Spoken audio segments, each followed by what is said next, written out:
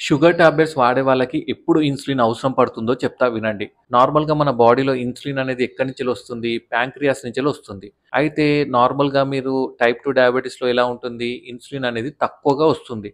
తక్కువగా వచ్చినప్పుడు మీరేం జేస్తారు? టాబ్లెట్స్ అనేది డాక్టర్ ప్రిస్క్రైబ్ చేస్తే అది వాడతారు గదా!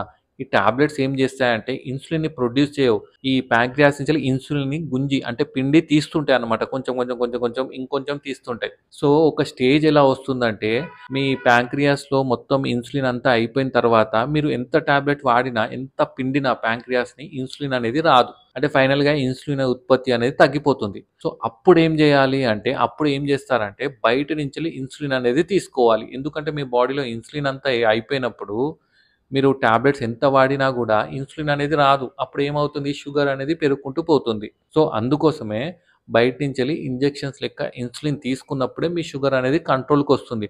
అప్పటి వరకు మీరు టాబ్లెట్స్ 2, 3 ఎన్ని వాడినా గూడా షుగర్ అనేది కంట్రోల్‌కి రాదు. అర్థమైంది గదా! మీకు ఎందుకు ఇన్సులిన్ రాసారో కింద కామెంట్ చేయండి. Thank you.